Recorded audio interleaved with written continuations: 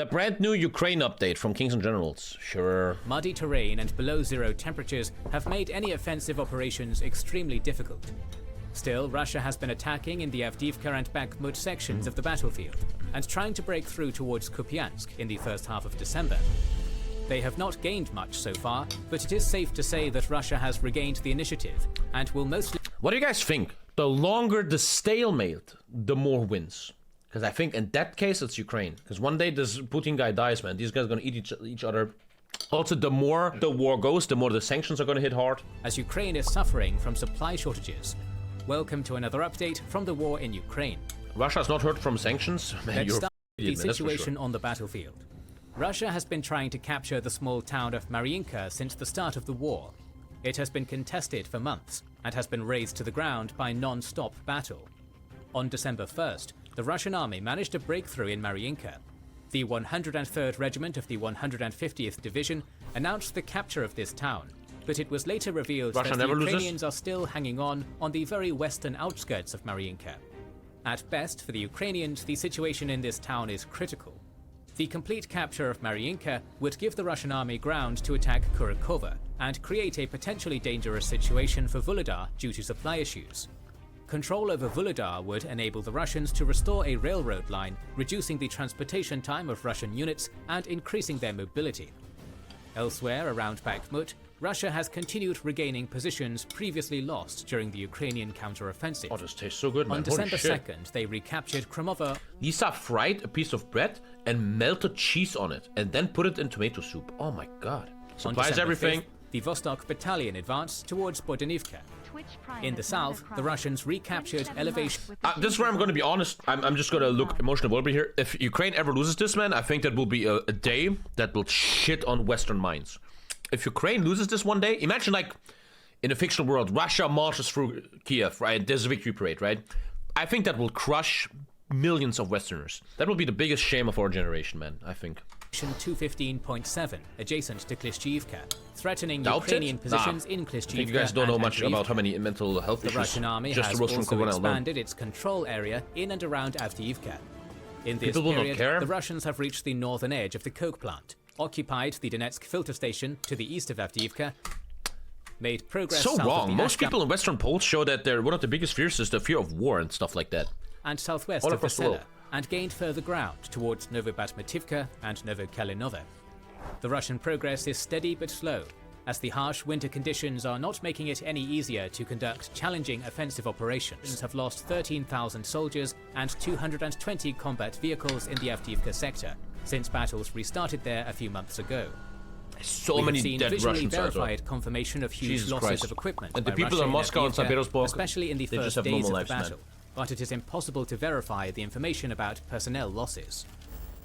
Russian forces continue attacking both in the Liman and Kupiansk sectors on the North Luhansk front, but their gains there have been extremely limited in the past several months. Ukraine's attempts on the Zaporizhia front, or also obviously Russia is a threat to Europeans, and ISIS and Afghanistan is not. Results. The intensity of battles in the Robotyne salient has somewhat decreased in the past. I just always wonder what the history books will say one day about this. And I hope it doesn't say the West left Ukraine to die like a bunch of idiots. Settlement and is fighting to expand its control over the forest area in the south. But so far, the Russians have been able to hold them off without actually managing to destroy the Ukrainian bridgehead.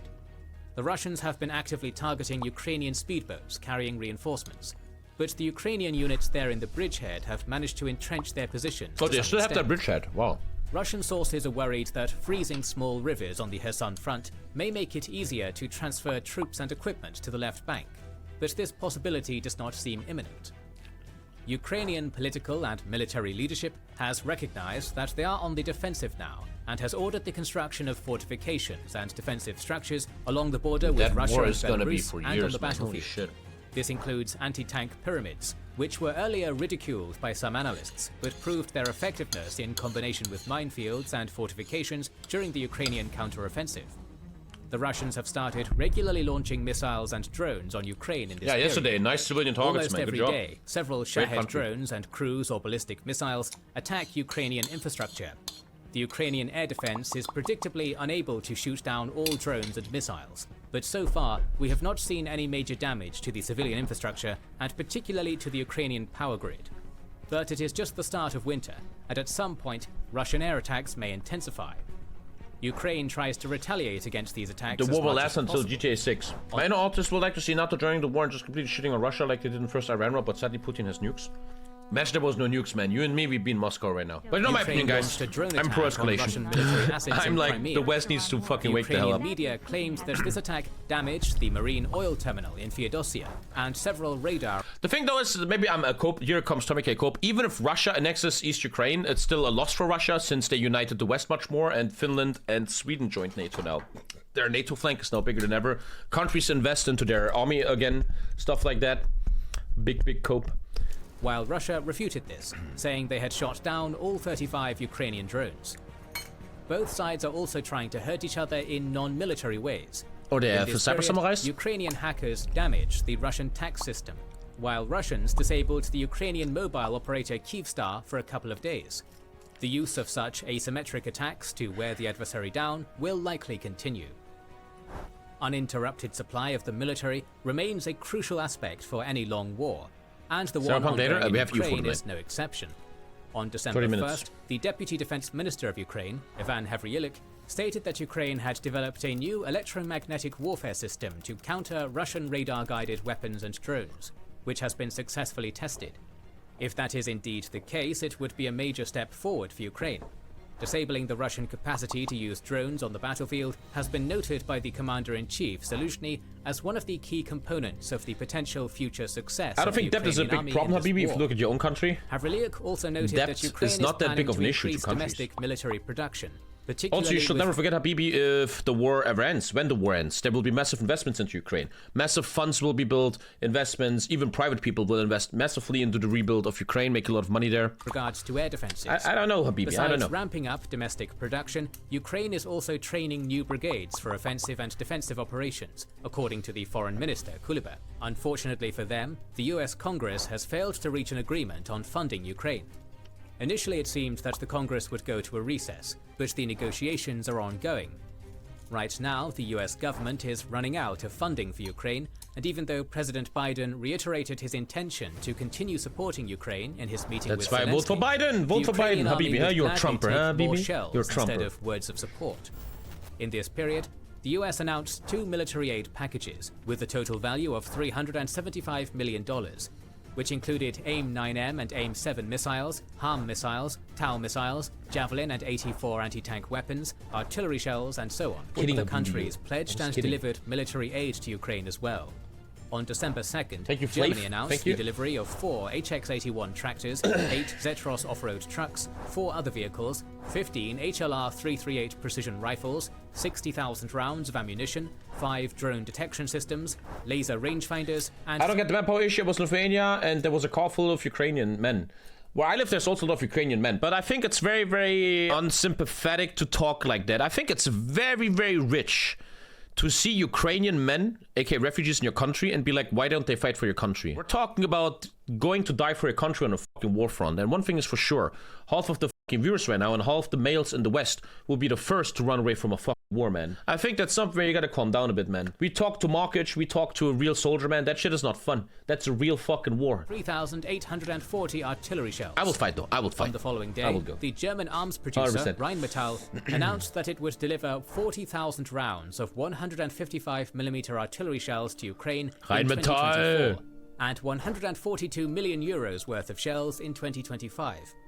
On December 8th, Germany pledged 1,750 155mm shells. No way you would leave Lisa and your son to die in a war, man. It depends on the context, but if a foreign power, fictional, whatever, would come to Germany and try to destroy our way of life, destroy my home, and make my children and family refugees, I think the morally right thing would be to do your part in the defense of that country. 70 GMW automatic Yes. grenade launchers, a Luna NG drone, The context 10 and the morals Vector are drones, right. 8 Zetros trucks. Because I believe in one thing so much in life, evil only wins on this planet right now because good is looking away. Good is looking away too and much. first aid kits, along with another Patriot air defense No, I system think I will. pledged on a later date. I would do it. On December 5th, Finland announced it will start producing Obviously, I shells can have a for big mouth Ukraine here, I in the can near prove it, future. but who knows?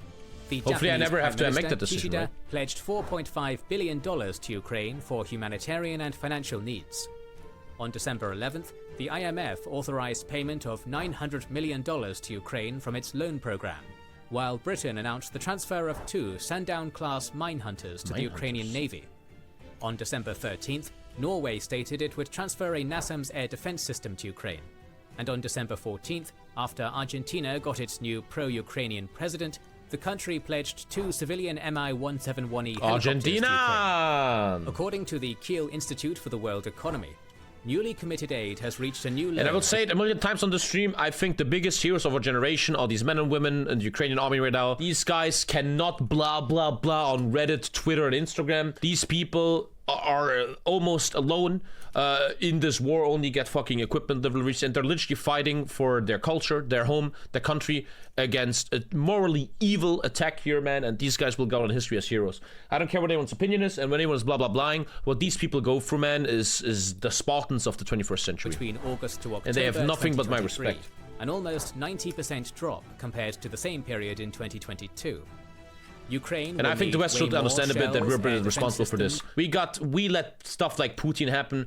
We didn't intervene in Crimea, and German government made itself dependent on Russian oil, even though they knew what's going on there, man. I think this is our fault. Drones, I just destroyed systems, and long-range missiles, among other things, to create a balance on the battlefield and have a fighting chance to succeed. NATO chief Stoltenberg has already stated that the situation in Ukraine will get worse if the West does not increase arms deliveries. Meanwhile, Ukrainian sources report that Russia has ordered tens of thousands of FPV drones from different Chinese factories. Ah, that's not good. It is difficult These to drones assess are going to this be a piece of fuck, man. But based on the official figures, analysts estimate that Russia produces between 240 and 360 tanks per year. These drones are scary, a figure bro. which may reach 600 when Russia completes the construction of its new tank manufacturing facilities. In May, Ukrainian intelligence estimated that Russia produces up to 60 cruise missiles, 5 Iskander ballistic missiles, and 2 Kinzhals monthly. Russia has also ramped up domestic drone production, as it manages to evade sanctions by buying components for its arms production from third countries. And they are still capable of financing their war by selling oil and gas. According to Bloomberg, Russia made $11.3 billion from the sale of crude oil and oil products in October 2023 alone, which is the highest oil revenue it has received since May 2022. In a televised interview, Putin stated that 617,000 Russian soldiers are currently stationed in Ukraine, with 244,000 of them called up last year during the mobilization, and the rest being sent to war after signing contracts with the Russian army. It is estimated that 20 to 40,000 sign such contracts every month. So while the Russian... This is why you don't know anything you're talking about if you would read for once. The problem with sanctions on the West is they're only doing certain sanctions. There is much better sanctions the West could do with much more impact. But these sanctions often get vetoed, for example, by Viktor Orban in the EU Parliament. Or people are too scared for higher sanctions because they are in fucking bed if the Russians have some side deals, etc. Sanctions could work if they're stronger and bigger. But walk around acting like sanctions could not work if fully implemented is ridiculous. To overpower the Ukrainians through excessive use but yes, the current sanctions are not. Also, sanctions take time. Putin is confident that he has sufficient military production and enough men to continue this strategy until he grinds out a victory in Ukraine. German Bild, which doesn't necessarily have a stellar reputation... Yeah, Bild is the worst ever in Germany. It has been right at times before, claims that it has access to a secret Russian plan outlining the escalation of the war in 2025 and 2026. It's Bild though, they're fucking full of bullshit. Good news for Ukraine, German Welt, which adheres to higher journalistic standards, reports that up to 95% of the hardware delivered to Ukraine in 2023 is operational and might be used in offensive and defensive operations in the future. Another piece of good news for Ukraine is that despite people in Moscow have no heat. Of their port infrastructure, didn't Putin say we're going to freeze, but now he's freezing his own people. The Russian fleet to the east side of the Black Sea allowed Ukraine to continue shipping its products abroad. In 2023, the exports from Ukrainian ports grew to 52.8 million tons of cargo, an increase from 45.6 in 2022. Under current circumstances, Putin is unwilling to talk with Ukraine. He would only be ready to talk if Kyiv accepted the annexation of 4 oblasts and Crimea. But that's kind of good for Ukraine. Already, annexation of Ukraine is off the table. And would presumably demand never more. Give that away, never. In his interview, this is straight up Sudetenland. It's straight up Sudetenland, he stated that the demand and look what happened afterwards, huh? What did Hitler do? Did he stop? Still stands. No, man. Russian Hitler over here will never stop. Has the goal to topple the Ukrainian government. The crowd, which demands that Ukraine stop fighting and negotiate with Russia, must consider this if they genuinely want a just ending to the war, not a Russian victory. Again, though, it's easy for me to say no deal because I'm sitting in the safety of Germany. Encourage the Ukrainians to enter negotiations with Russia under favorable conditions. The first Deputy Assistant to the US President for National Security, Jonathan Feiner, said in his speech at the Aspen Security Forum, "I think the place we would like to put the Ukrainians at the end of next year is where Russia is confronted with a decision. Either they have to come to the negotiating table on terms that would be acceptable to Ukraine, and based on the UN Charter's diktats of sovereignty and territorial integrity for Ukraine, or they will face a stronger Ukraine. But to I like this guy. I like this guy. Who's this guy? He's Biden administration. I like this guy. reach this goal, That's how people should fucking talk, the man. United States will need to increase supplies Good guy. to Kyiv and encourage its allies to do the same. Ukraine has also received good news from Europe. On December 11th, the Polish government deblockaded the border crossings with Ukraine, while on December 14th, the EU decided to start accession talks with Ukraine. Oh, that's a beautiful thing. It is an important boost of morale for Ukrainian society. I mean, if Ukraine uses these certain things, which I wouldn't like, but then joins NATO and EU, man, that will overall be a net worth victory against Russia, Belarus. Huh? But these talks may last a while. The war of attrition in Ukraine continues. As the attacking side, Russia is suffering more losses, but Putin is comfortable with this sacrifice, trusting that Russia's military production and internal stability will get him to the finish line, while Western support for Kyiv falters. US intelligence claimed that Russia has lost 87% of its pre-war ground forces, i.e. 315,000 men out of the 360,000 What the fuck did they die for? You gotta ask yourselves. However, so far Russia has not experienced problems with a shortage of troops, as its crypto mobilization efforts are sufficient to offset its losses. There is just not enough internal dissent with all the losses that Russia has suffered in this war, and there's... That's what I read, right? The issue in Russia is that real Russia, like Moscow, St. Petersburg, they don't give a lot of people away. The drafts are often minorities from the east and stuff, right? People are dying from villages, so the high society doesn't really feel the war much. Very clever by Putin that the high society does not feel this war. Invasion of Ukraine. Now let's look at the visually confirmed losses compiled by the Oryx blog. As of December 16th, Russia has lost at least 2,541 tanks, 5,261 vehicles, 260 command posts and communication stations. Russia can send randoms to die, but every Ukrainian loss is a major one. 319 multiple rocket launchers, 95 aircraft, 133 helicopters, and 325 drones. Ukraine has lost at least 703 tanks, 2,194 vehicles, 18 command posts and communication stations, 451 artillery systems and vehicles, 53 I can confirm the mobilization was not felt in Moscow at all. Aircraft, 36 yeah, Putin doesn't want Moscow and St. Petersburg to feel the shit. 235 drones. What are you still doing here, mate? Jeez! Well, if you want to see more, click these videos. Have fun. Looking good, boy.